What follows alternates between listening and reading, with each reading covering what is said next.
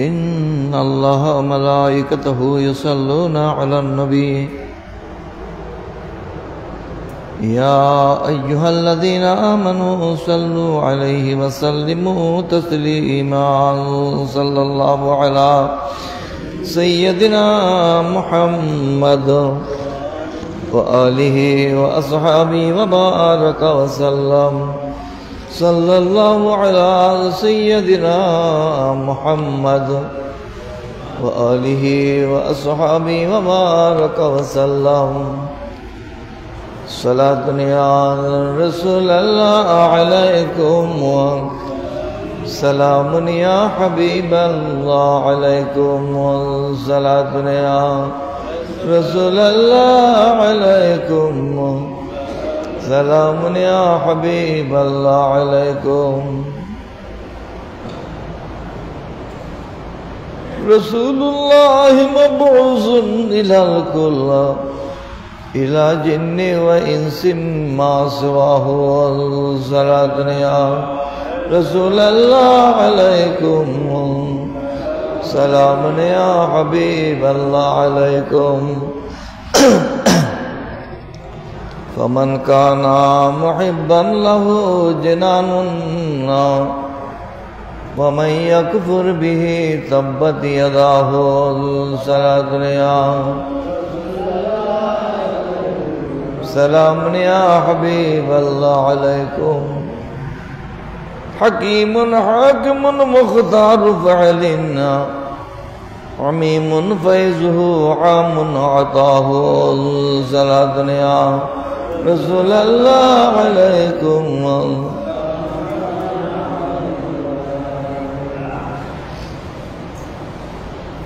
أما بعد فقد قال الله تعالى في القرآن المجيد واتقوا يوما ترجعون فيه إلى الله ثم توفى كل نفس ما كسبت وهم لا يظلمون صدق الله مولانا العظيم وصدق رسوله النبي الكريم رب صل وسلم وبارك عليه সম্মানিত মুসল্লিয়ানে কেরাম, ব্রাদরান ইসলাম, আশিকানে মুস্তাফা সাল্লাল্লাহু আলাইহি ওয়াসাল্লাম রাহিমানি ওয়া রাহিমাকুমুল্লাহ তাআলা।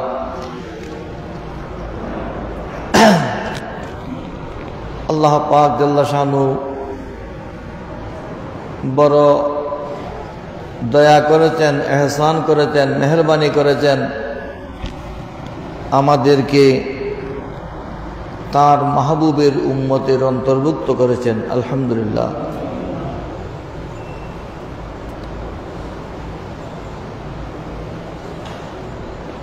যেই মাহবুব দুনিয়াতে তশরিফ আনার আনন্দ, খুশি উদযাপন, ঈদে মিলাদুন্নবী সাল্লাল্লাহু আলাইহি ওয়াসাল্লাম উদযাপন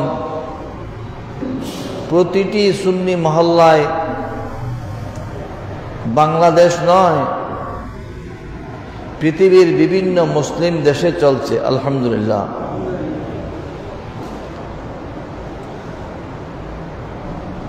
কিছু সংখ্যক জ্ঞান পাপী লেখাপড়া করেছে, বিবেক বুদ্ধির অভাব অথবা পক্ষপাত দুষ্ট চরিত্রের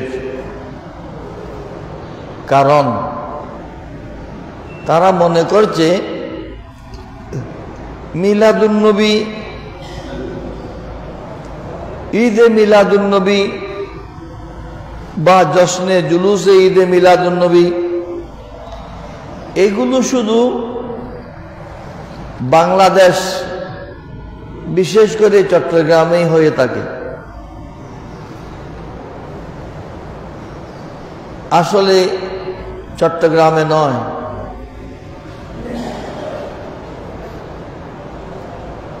আপনি যদি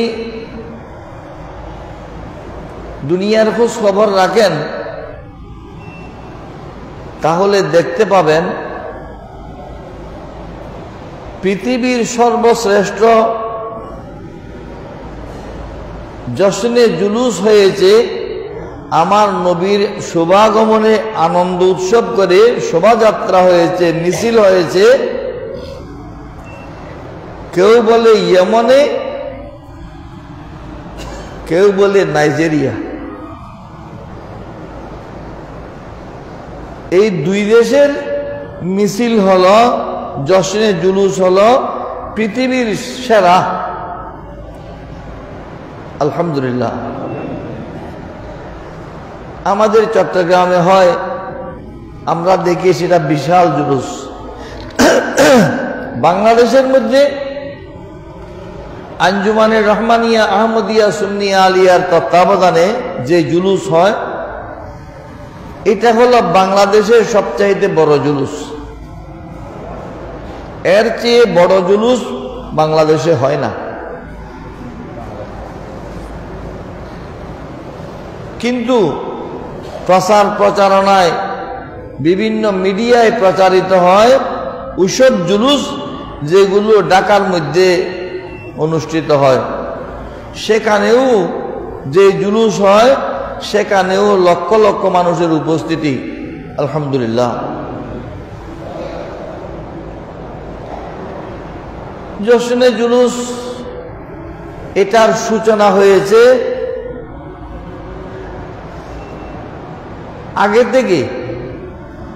যখন আমরা ছিলাম না, জুলুস করার মতো মানুষ ছিল না, তখন আল্লাহ পাক সুবহানাহু ওয়া তাআলা তার কুদরতের মাধ্যমে জশ্নে জুলুস পালনের ব্যবস্থা করেছেন।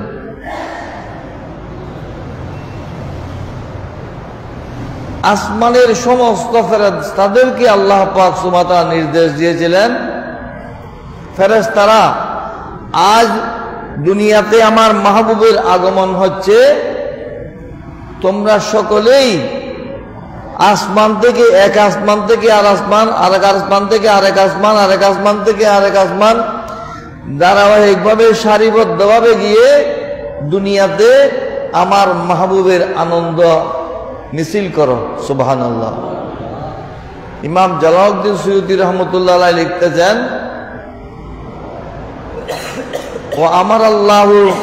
وأمر الله الملائكة بالحضور فلم يبقى ملك إلا حضر। আল্লাহ পাক সুবহানাহু ওয়া তাআলা সমস্ত ফেরেশতাদেরকে আমার নবীর আনন্দ মিছিলে অংশগ্রহণ করার জন্য নির্দেশ দিয়েছিলেন। একজন ফেরেশতাও বাকি ছিল না যারা এই মিছিলে অংশগ্রহণ করেনি। সুবহানাল্লাহ। মিছিল চট্টগ্রামে হয় না, ঢাকায় হয় না, বাংলাদেশে নয়, পাকিস্তানে নয়, ভারতে নয়, আরব বিশ্বের মধ্যে সবচেয়ে বড় জুলুস হয় ইয়েমনের মধ্যে। ইয়েমনের জুলুসটা এবং নাইজেরিয়ার জুলুসটা, এই দুইটার মধ্যে কোনটা বড়, এটা নিয়ে সাংবাদিকদের কিছু কথাবার্তা আছে। ইয়েমনিরা পাক্কা ইমানদার।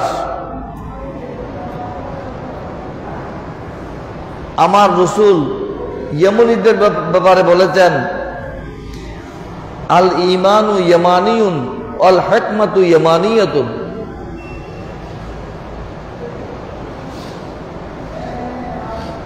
ঈমান সেটা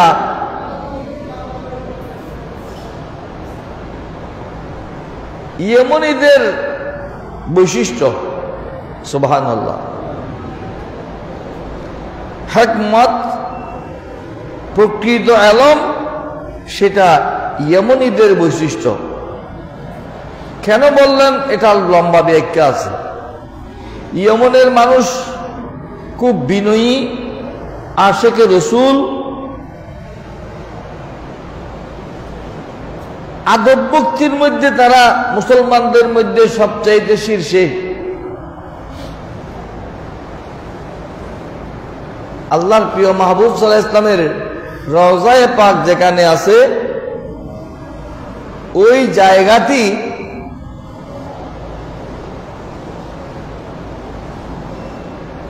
শত শত বৎসর পূর্বে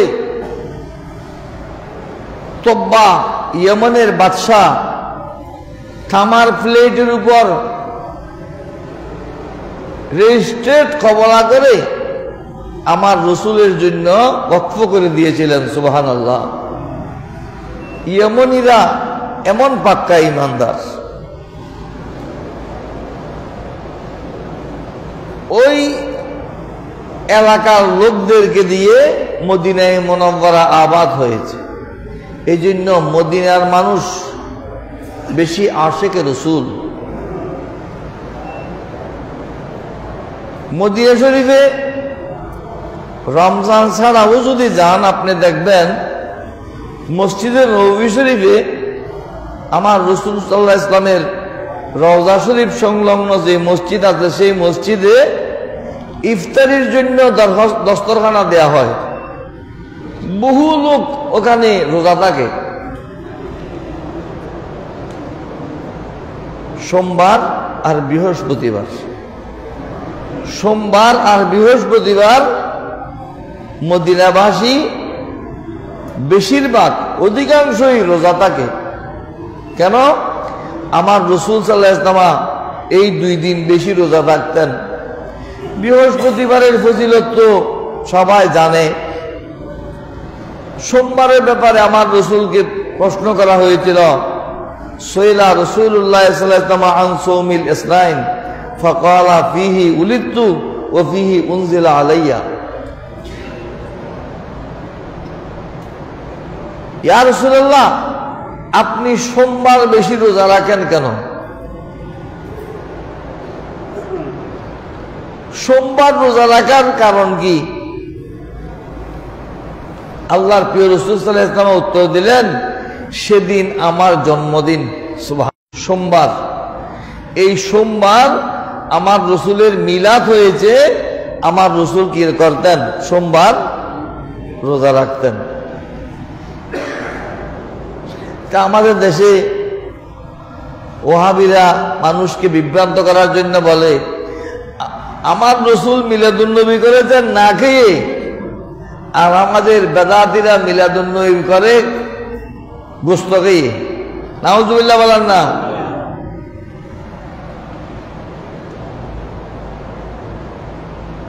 সুন্নি অঙ্গনে অনেক মানুষ আছে যারা সোমবার বৃহস্পতিবার রোজা রাখে।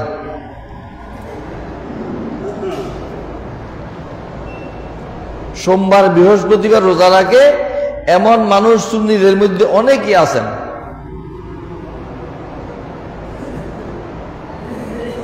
তো মিলাদুন্নবীর সময় আমরা খেয়ে মিলাদুন্নবী করি কেন? আমাদের মিলাদুন্নবীর মধ্যে সেখানে শুধু মিলাদুন্নবী নয়, সেখানে একটা হলো মিলাদুন্নবী আর একটা হলো উরসুন নবী। একটা হলো কি মিলাদুন্নবী, আর একটা হলো কি উরসুন নবী, আমার নবীর উরস। শুধু হাসি মস্তানের উরস করি না আমরা, গৌসুল আজম মাইজবান্ডারের উরস করি না আমরা, আমরা আল্লাহর প্রিয় রাসূল সাল্লাল্লাহু আলাইহি ওয়াসাল্লামেরও কি উরস করি। সেই উরসের জন্য গরু জবে করা হয়, মহিষ জবা করা হয়, ছাগল জবে করা হয়, বিভিন্নভাবে পশু জবে করে যে তবরুকাতের ব্যবস্থা করা হয়, সেটা হলো উরসুন নবীর তবরুক। রোজা রাখা সেটা হলো দিনকে গুরুত্ব দেওয়ার জন্য শিক্ষা দিয়েছেন। আলহামদুলিল্লাহ, দুনিয়ার কেউ নিজে এন্তেকালের পূর্বে তার ওরস করেনি। করেছেন? কোন ওলি বুজুর্গরা উনি জীবিত থাকতে তার ওরস শুরু করেছেন? না, ওরস শুরু করেননি।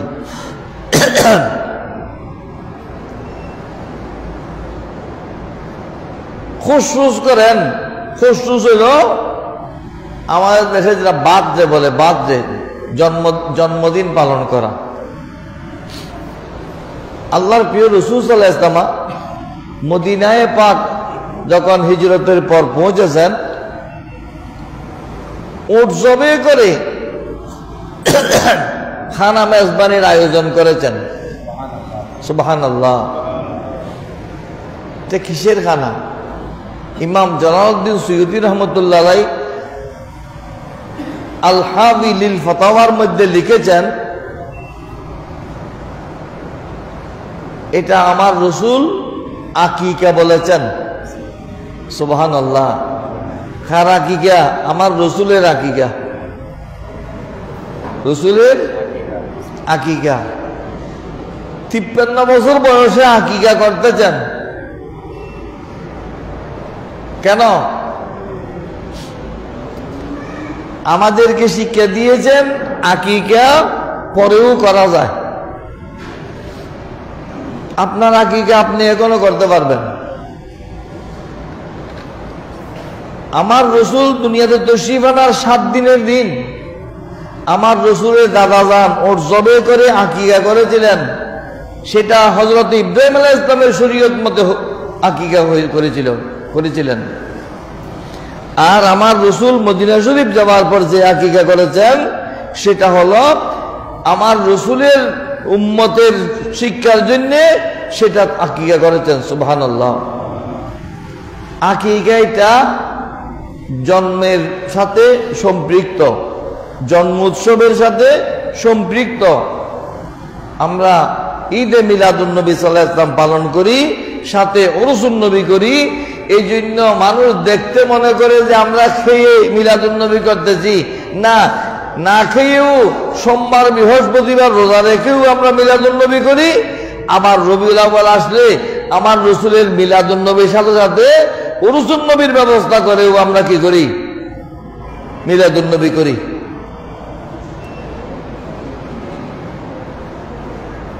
এগুলো সবাই বুঝবে না। আর কিছু মূর্খ লোক আছে, লেখাপড়া অনেক জানে, ডবল এমএ পাস করছে, ডক্টরেট ডিগ্রি লাভ করেছে, তাকে আমি শিক্ষিত বলবো ওনার বিষয়ের জন্য, আমার বিষয়ের জন্য উনি শিক্ষিত নন। আমার বিষয়ের জন্য উনি শিক্ষিত নন।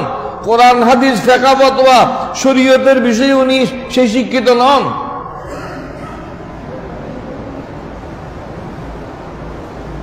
আমার সমাজের একজন লোক আমার কাছে একটা ফরায়েজের বিষয়ে, উনি আমার বড় ভাই সম্পর্ক হয়, চাচাতো ভাই, আমার প্রতিবেশী। বাবার চাচাতো ভাইয়ের ছেলে, বাবার চাচাতো ভাইয়ের ছেলে অংশ পাবে কিনা, মিরাজ বা তরকা পাবে কিনা, এ বিষয়ে একটা ফরায়েজ 1952 সালে আমাদের এলাকার একজন বড় বিখ্যাত আলেম এবং বুজুর্গ মাওলানা আব্দুল কাদের চৌধুরী সাহেব দিয়েছিলেন।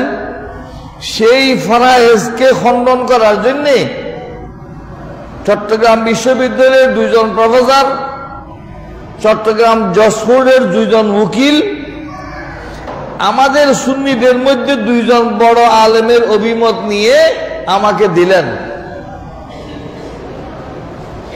যে এরা বলছে তর্ক পাবে না। আমি ওদের একজনের কাছে টেলিফোন করলাম, বুঝাতে চাচ্ছি কি, উনি ডক্টরেট ডিগ্রি হইতে উনি ওনার সাবজেক্টের ডক্টর, ওনার সাবজেক্টের প্রফেসর, আমার সাবজেক্টের নয়। হাদিস কোরআন ফিকহ তাফসীরের জন্য নেই বিখ্যাত, নিজেকে মনে করলেও সামনে কথা বলতে পারবে না।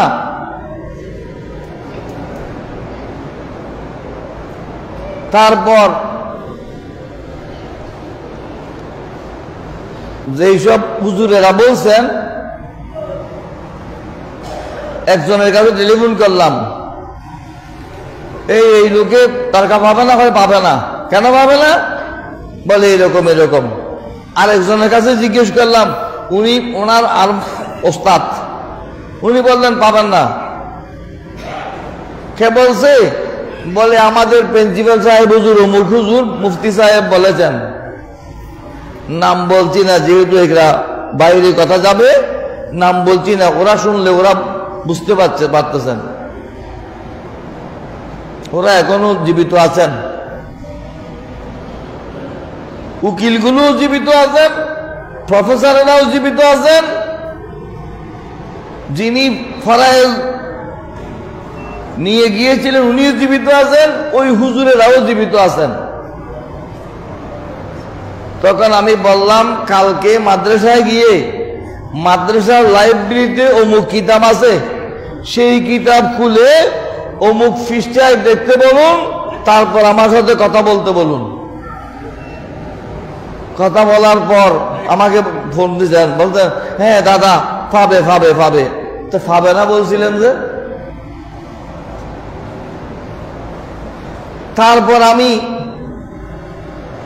আমার কাছে যে কিতাব ছিল মাওলানা সালাউদ্দিন গহিরা মাদ্রাসার আগে আরোহী প্রভাষক ছিলেন, এখন ফকি, ওনাকে বললাম গহিরা মাদ্রাসার লাইব্রেরিতে অমুক অমুক কিতাব আছে, সেই কিতাবগুলো নিয়ে আসো। সেখান থেকে এক লম্বা ফতোয়া লিখে পাঠালাম, এই দেখো পাবে। কিভাবে পাবে সেটা বিস্তারিত লিখে দিয়েছি। বলতে চাচ্ছি আমার সাবজেক্টের বিষয়ে বিশ্ববিদ্যালয়ের বাংলা প্রফেসরে বলবে, ইংরেজি প্রফেসরে বলবে, বায়োলজির প্রফেসরে বলবে, কেমিস্ট্রির প্রফেসরে বলবে, হবে না। সেটা এই ব্যাপারে আলেম নন, এভাবে এই ব্যাপারে সে মূর্খ।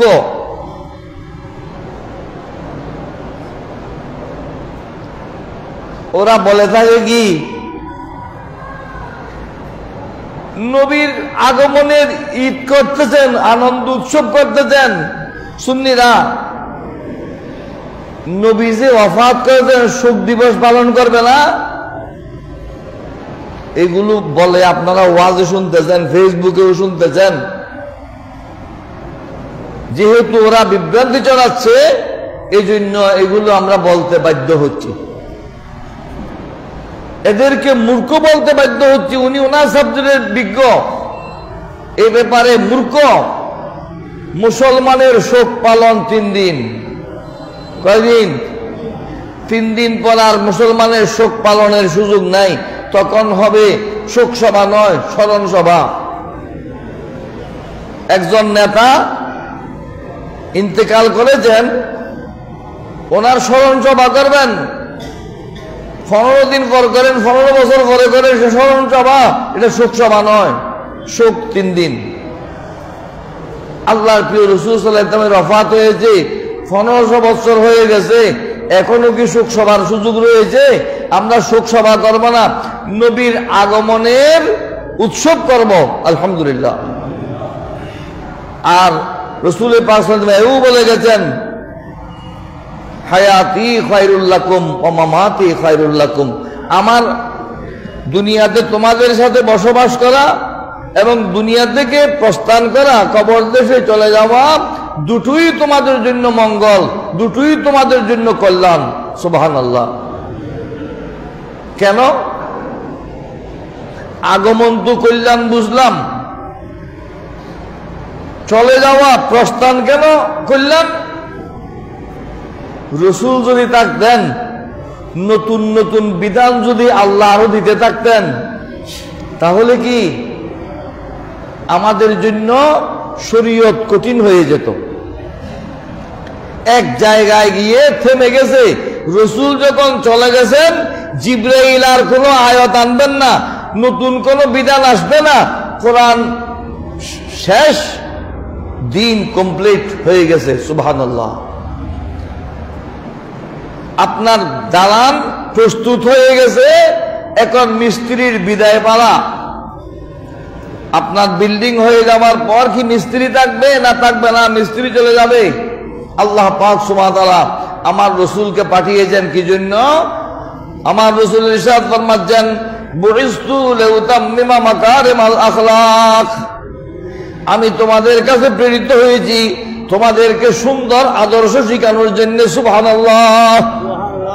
তোমরা মূর্তি পূজা করতে, প্রতিমা পূজা করতে, পাথর পূজা করতে, চন্দ্র সূর্য পূজা করতে, অশ্বত্থ গাছ বটগাছ পূজা করতে, এইসব থেকে ফিরে এসে মহান রব্বুল আলামিনের ইবাদতে আত্মনিয়োগ করার সেই আদর্শ শিক্ষা দেওয়ার জন্য মানুষের সাথে কিভাবে সদাচরণ করবে, সুন্দর জীবন যাপন করবে, পুরো জুতার ফিতা লাগানো থেকে আল্লাহর দিদার পর্যন্ত, সুইচের তাগা লাগানো থেকে মহান রব্বুল আলামিনের সন্তুষ্টি অর্জন পর্যন্ত সবকিছুর বিধান আমার রাসূল শিখিয়ে দিয়েছেন। সুবহানাল্লাহ। যখন দ্বীনের কাজ শেষ হয়েছে, আল্লাহ আমার রাসূলের কাছে জিবরিল আলাইহিস সালামকে পাঠালেন, জিবরিল আমার মাহবুবের কাছে যাও, বলো তিনি কি উম্মতের মাঝে থাকবেন না আমার কাছে চলে আসবেন? আমার রাসূল ইরশাদ করলেন, না, আমি মাওলায়ে হাকিকির কাছে চলে যাব। ইন্তেকালের সময় আমাদের কালমা হবে লা ইলাহা ইল্লাল্লাহু মুহাম্মাদুর রাসূলুল্লাহ সাল্লাল্লাহু আলাইহি ওয়াসাল্লাম। মুইয়তের পাশে যারা দাঁড়িয়ে থাকে তারা বলবে আশহাদু আল্লা ইলাহা ইল্লাল্লাহু ওয়াহদাহু লা শারীকা লাহু ওয়া আশহাদু আন্না মুহাম্মাদান আবদুহু ওয়া রাসূলুহু। সবাই কালেমা পড়বে। আমার রাসূল কি পড়েছেন? আমার রাসূল লা ইলাহা ইল্লাল্লাহ মুহাম্মাদুর রাসূলুল্লাহ পড়েছেন না। আল্লাহুম্মার রফিকাল আলা, আল্লাহুম্মার রফিকাল আলা, আল্লাহুম্মার রফিকাল আলা। মহান বন্ধুর কাছে আল্লাহর কাছে যেতে চেয়ে যান, মহান বন্ধুর কাছে যাওয়ার প্রত্যাশা ব্যক্ত করেছেন। অতএব রাসূলের সাথে সব জায়গায় আমাদের তুলনা হয় না, চলে না। এগুলো যারা বুঝে না তারা মিলাদুন নবীকে ব্যঙ্গ করে, রাসূল নবীকে ব্যঙ্গ করে, নবীর সম্মানের কথা বললে ব্যঙ্গ করে। নাউজুবিল্লাহ।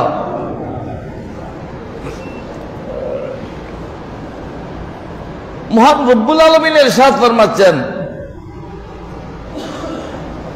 قد جاءكم من الله نور وكتاب مبين।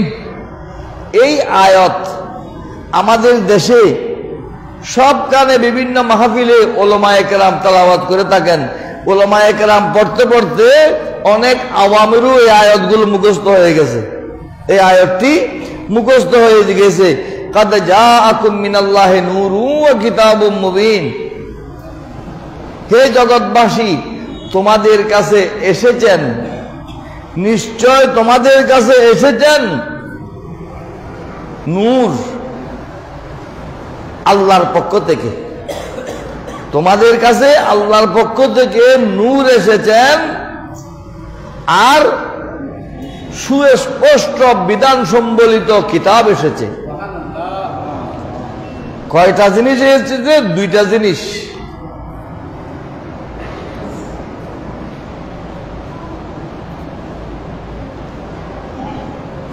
আমি যখন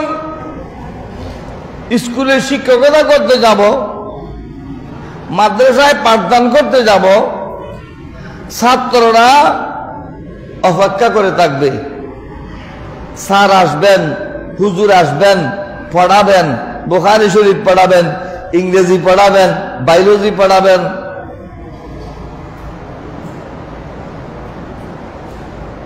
অপেক্ষা করে থাকে।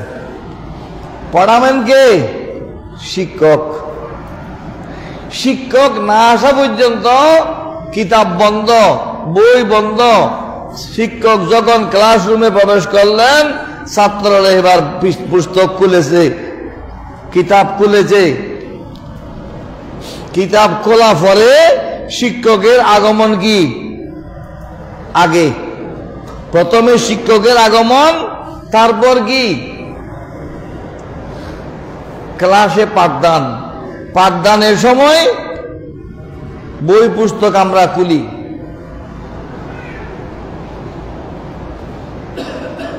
আল্লাহ পাক সুবহানাহু ওয়া তাআলা জগৎবাসীর শিক্ষার জন্য, বিশ্ববাসীর শিক্ষার জন্য একটা কিতাব দেবেন। সেই কিতাব পড়ানোর জন্য একজন যোগ্য শিক্ষক প্রেরণ করেছেন। সুবহানাল্লাহ। শিক্ষক একজন, কিতাব একটা, ছাত্রগত বিশ্বময় সারা জগতের সবগুলো ছাত্র। আমার রসুল একজন শিক্ষক, কিতাব হলো একটা। সুবহানাল্লাহ।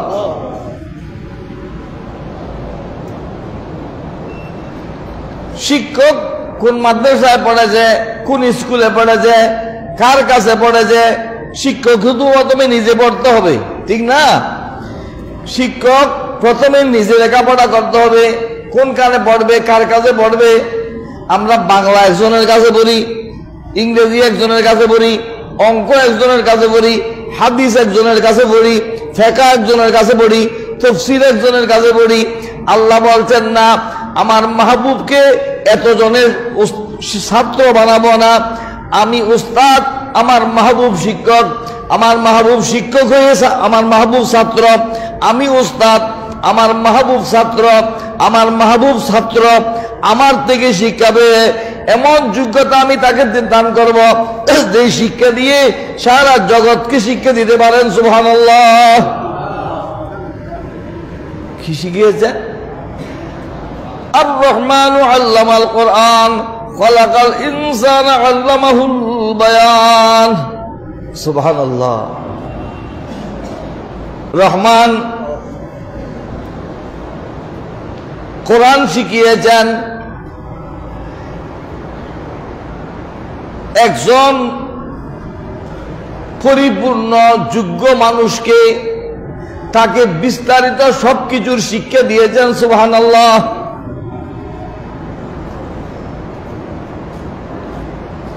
একে মক্তবা, একে উস্তাদ है रब, एकी तिलमीज़ है रब का मोहम्मद सलातुन या रसूल अल्लाह अलैकुम সালামুন ইয়া হাবিবাল্লাহ আলাইকুম। একটি বিশ্ববিদ্যালয়, পাঠশালা একটা, মাদ্রাসা একটা, মক্তব একটা, ইউনিভার্সিটি একটা, একটা বিশ্বময় ইউনিভার্সিটি। আমাদের দেশে তো, বাংলাদেশেও তো অনেক ইউনিভার্সিটি আছে, সারা পৃথিবীতে কত ইউনিভার্সিটি আছে। আল্লাহ বলছেন না, এত ইউনিভার্সিটি না, ইউনিভার্সিটি সারা জগতে মিলে একটা শিক্ষক আমি একজন, ছাত্র আমার মাহবুব একজন। সুবহানাল্লাহ। পড়বে কি? পড়বে কি? একটা কিতাব, সেই কিতাবের নাম হলো কোরআন। সেই কিতাবে কি আছে? ওয়ালা রাতাবিন ওয়ালা ইয়াবসুন ইল্লা ফি কিতাবিম মুবিন। জলস্থলের সবকিছুর শিক্ষা এই কিতাবের মধ্যে রয়েছে। সুবহানাল্লাহ। সমুদ্রের তলদেশে কি আছে, আসমানের ঊর্ধ্ব জগতে কি আছে, লা মাকানের মধ্যে কি আছে, 18,000 আলমার জগতের মধ্যে কোনখানে কি আছে, সবকিছু একজন শিখেছেন। তিনি হলেন আমার রসুল, ইমামুল আম্বিয়া, সৈয়দুল মুরসালিন, মুহাম্মাদুর রাসূলুল্লাহ সাল্লাল্লাহু আলাইহি ওয়াসাল্লাম। সুবহানাল্লাহ। একই মক্তব, একই উস্তাদ है रब, একই তিলমিজ है रब का मोहम्मद। ছাত্র একজন, কিতাব একটা, উস্তাদ একজন। আল্লাহ যাকে শিক্ষা দিয়েছেন তিনি সারা জগৎকে শিখিয়ে দিয়েছেন। সুবহানাল্লাহ। শুধু মুসলমান নয়, যারা মুসলমানকে বিদ্বেষের চোখে দেখে তারাও আমার রসুলকে 1 নম্বর ব্যক্তি হিসেবে স্বীকৃতি দিতে বাধ্য হয়েছে। সুবহানাল্লাহ। দুনিয়ার 100 জন শ্রেষ্ঠ মানুষের মধ্যে আমার রসুলকে 1 নম্বরে রেখেছেন। সুবহানাল্লাহ। তিনি শিখিয়েছেন, কাকে শিখিয়েছেন?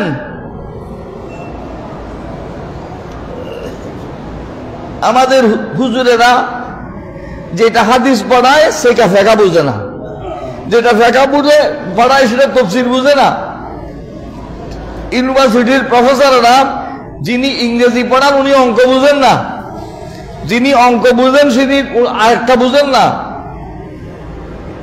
এক একজন প্রফেসর এক এক সাবজেক্টের বিজ্ঞ, কিন্তু আল্লাহ পাক সুবহানাহু ওয়া তাআলা আমার রাসূলকে সমস্ত ইলম দিয়ে পাঠিয়েছেন সুবহানাল্লাহ। সেই ইলম শিখানোর জন্য আল্লাহ বলছেন আমি একটা নূর পাঠিয়েছি সুবহানাল্লাহ। কি পাঠিয়েছি বলছেন না, আল্লাহ বলছেন কাদ জাআকুম, নিশ্চয় তোমাদের কাছে এসেছেন। আমি আজকে মসজিদে এসেছি না, আমাদের চেয়ারম্যান সাহেব মসজিদে এসেছেন, আজকে জন্ম হয়েছে না, জন্ম আগে হয়েছে, জন্ম আগে হয়েছে, আজকে এসেছেন। যে আমার রাসূল দুনিয়াতে এসে নবী হননি, নবী হিসেবে এসেছেন সুবহানাল্লাহ, কিন্তু নবীর পরিচয় দিচ্ছেন না। ফুড ইন্সপেক্টর, খাদ্য বিভাগের একজন পরিদর্শক হাই স্কুলে গিয়ে বা কলেজে গিয়ে প্রিন্সিপাল সাহেবকে কিছু ফসা খাবার দিলেন।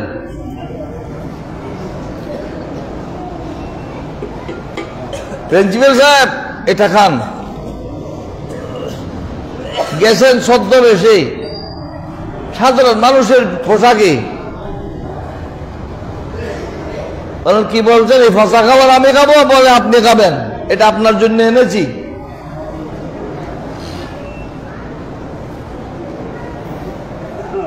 বলেন আপনি আমাকে চিনেন? আমি এই কলেজের প্রিন্সিপাল, এই হাই স্কুলের হেডমাস্টার, আমি এই বিশ্ববিদ্যালয়ের ভাইস চ্যান্সেলর, আপনি আমাকে ফসা খাবার খেতে বলতে ভাই আপনি খাবেন, আপনার কাছে এনেছি। লম্বা কথা, দমক টমক অনেক দেওয়ার পর পুলিশ ডাকলেন। পুলিশকে অভিযোগ করলেন এই লোকটা আমাকে ফসা খাবার খেতে বলছেন।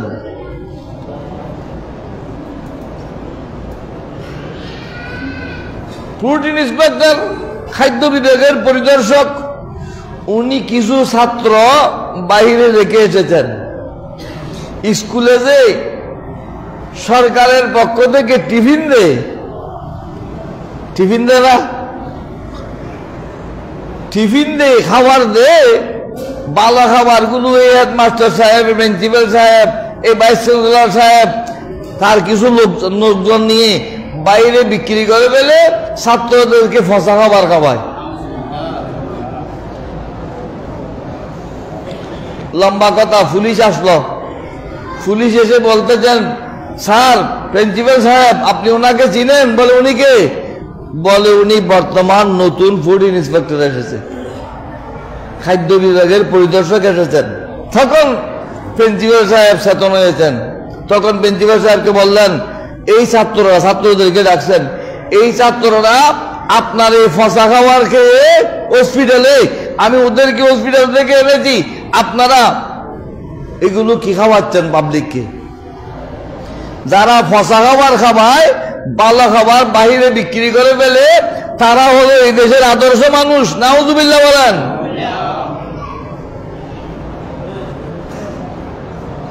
কি বলতে চাচ্ছি, সব কিছুর শিক্ষা আমার রাসূল একজনেই লাভ করেছেন আল্লাহর পক্ষ থেকে সুবহানাল্লাহ। ওই খাদ্য ইন্সপেক্টর যেভাবে স্বাভাবিক বেশে, স্বাভাবিক লেবাসে, স্বাভাবিক পোশাকে এসেছেন, প্রথমে যদি উনি এসে ফুড ইন্সপেক্টর পরিচয় দিতেন, তাহলে প্রিন্সিপাল সাহেব তো প্রথম থেকে ওনার সাথে ভালো ব্যবহার করতেন, কিন্তু এখন ভালো ব্যবহার করেননি। আল্লাহ পাক সুবহানাহু ওয়া তাআলা আমার রাসূলকে স্বাভাবিকভাবে সাধারণ মানুষের মতো জীবনযাপন করে তাদের থেকে আস্থা অর্জনের জন্য 40 বছর এই জনসমাজে বিচরণ করার ব্যবস্থা করেছেন সুবহানাল্লাহ। তাদের সাথে বসবাস করে কে কোন কাজ করে, কে অন্যায় করে, কার অবৈধ কাজ আছে, কার অবৈধ সম্পদ আছে, কার অবৈধ আচরণ আছে, সবগুলো তিনি অবলোকন করে দেন, অবজার্ভ করে দেন। যখন তার উপর মানুষের আস্থা হয়েছে, সবাই যখন তাকে আল আমিন, বিশ্বস্ত হিসাবে, বিশ্বাসী হিসাবে, আমানতদার হিসাবে স্বীকৃতি দিয়েছেন, তখন আল্লাহ পাক সুবহানাহু ওয়া তাআলা এখন বলতেছেন কাদ জাআকুম মিনাল্লাহি নূরুম, তোমাদের কাছে নূর এসেছেন। সুবহানাল্লাহ। উনি যেদিন এসেছিলেন সেদিন মুহাম্মদ ইবনে আব্দুল্লাহ ছিলেন। এতদিন উনি যে নূর এই কথা প্রকাশ করা হয়নি, উনি যে নূর সেই কথা বর্ণনা করা হয়নি, উনি যে রসুল সেই কথা ব্যক্ত করা হয়নি, উনি যে ইমামুল আম্বিয়া সেই কথা মানুষের কাছে প্রকাশ করা হয়নি। এতদিন তিনি মুহাম্মদ ইবনে আব্দুল্লাহ হিসাবে, আব্দুল্লাহর পুত্র মুহাম্মদ সাল্লাল্লাহু আলাইহি ওয়াসাল্লাম হিসাবে সমাজের মাঝে বিচরণ করে আস্থা অর্জন করেছেন। যখন সবকিছু ঠিক হয়েছেন, আল্লাহ পাক সুবহানাহু ওয়া তাআলা ইরশাদ ফরমাচ্ছেন তোমাদের কাছে নূর এসেছে। সুবহানাল্লাহ। নূর, নূর হবার কারণে মেরাজে যাওয়া সম্ভব হয়েছে, নূর হবার কারণে বিভিন্ন জগতে বিচরণ করা সম্ভব হয়েছে, নূর হবার কারণে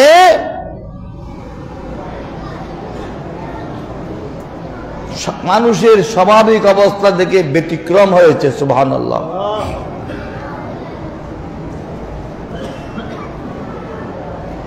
নূর, তোমাদের কাছে নূর এসেছে। নূর মানি মুফাসসিরিনে কেরাম লিখতেছেন মুহাম্মদ সাল্লাল্লাহু আলাইহি ওয়াসাল্লাম এসেছেন। সুবহানাল্লাহ। মুহাম্মদ সাল্লাল্লাহু আলাইহি ওয়াসাল্লাম এসেছেন, জন্ম নয়, এটা আগমন।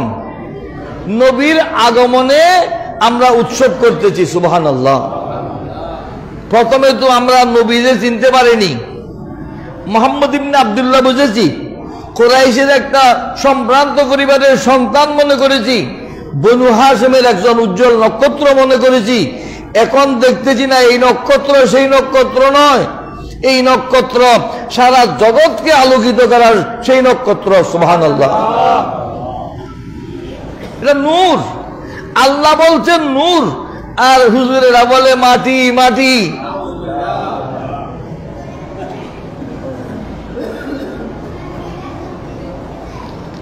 কে জন্য এসেছেন?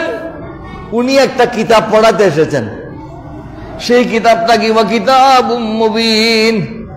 নূর এসেছেন, সাথে কিতাব এসেছে যেটার মধ্যে তোমাদের জন্য স্পষ্ট বিধান রয়েছে। সুবহানাল্লাহ। তোমাদের জন্য সবকিছুর বর্ণনা দেয়া আছে, তোমাদের জন্য সবকিছুর শিক্ষা আছে। সেই শিক্ষা তোমরা লাভ করতে পারবে যদি তোমরা রসুলকে নূর মেনে তোমরা সেভাবে বিশ্বাস করো। তোমরা কথা অনেক লম্বা, এখানে খুতবার মধ্যে আছে, আমি এত কথা বাড়াতে পারতেছি না। তোমরা উপদেশ হাসিল করো, তোমাদের পূর্বপুরুষরা বাপদাদারা কোথায়, ওরা যেভাবে চলে গেলে তোমরাও চলে যেতে হবে। তবে যাওয়ার আগে তোমরা কিছু প্রস্তুতি নিতে হবে। কি প্রস্তুতি? আমার রাসূল ইরশাদ ফরমাচ্ছেন তোমরা আল্লাহর ইবাদত করবে। কিভাবে ইবাদত? উবুদিল্লাহ কান্নাকা তারাহু। তুমি ইবাদত করো যেমন তুমি আল্লাহকে দেখতে চাও। তুমি তো এদিকে নামাজ পড়তে এসেছ, ওইদিকে সোতাসুরি করার খেয়াল করে এসেছ, সেই রকম না। তুমি মনে করো আমি আল্লাহকে দেখতেছি, আল্লাহর সামনে আমি ইবাদতের রত আছি। যদি আল্লাহকে দেখতেছ না, অন্য হাদিসের মধ্যে আছে ফাইল্লাম তাকুন তারাহু ফাইন্নাহু ইয়ারাকা।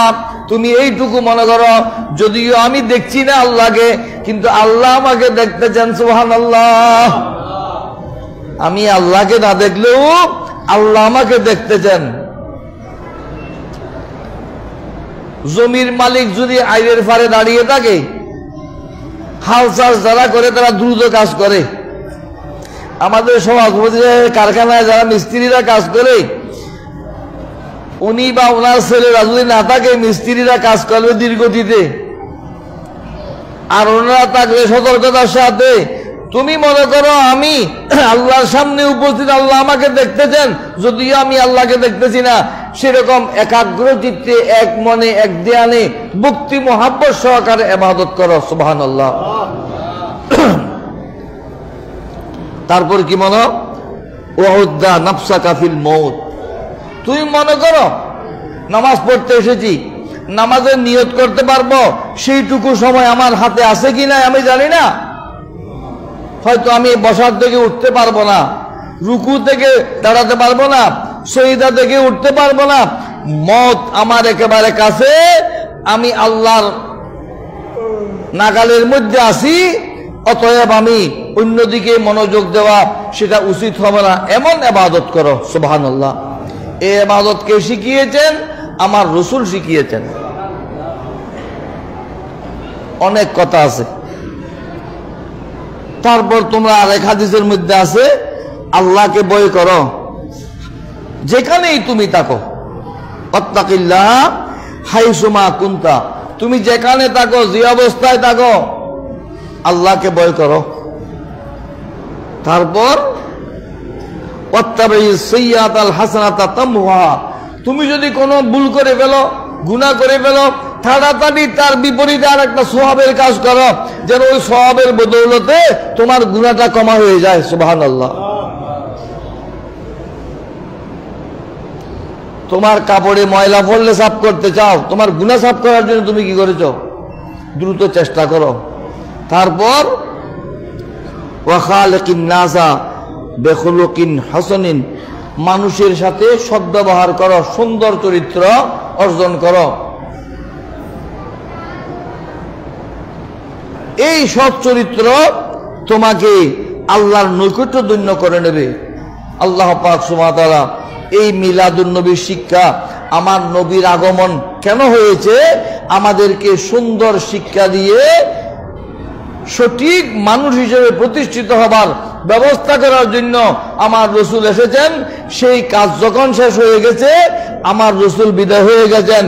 আমরা আগমনের জন্য ঈদে মিলাদুন নবী করি, বিদায়ের জন্য উরসুন নবী করি। এই জন্য মিলাদুন নবীতে যে খাবার তৈরি হয় সেটা মিলাদুন নবীর তাবাররুক। আল্লাহ পাক সুবহানাহু ওয়া তাআলা আমাদেরকে বুঝার তৌফিক দান করুন। আমিন। কি গত শুক্রবারে মিলাদুন নবীর দাওয়াত দেওয়া গিয়ে দরবার শরীফুল মাহফিলিয়া আজিয়া আছে একখান, খালিয়া আছে একখান, আবার 27 তারিখ আছে একখান, জিয়ানোর তৌফিকে বারণ যাইবেন। মোহাম্মদ মহিউদ্দিন উগ্র মানুষ, মসজিদুল খাজাল্লাই 500 টাকা। আমার হাবা, আল্লাহ পাক এই দান কবুল করুন। নুরুল ইসলাম কোম্পানি 500 টাকা। আমার হাবা, আল্লাহ পাক এই দান কবুল করুন। যে উদ্দেশ্যে দিয়েছেন সফল কাম করুন।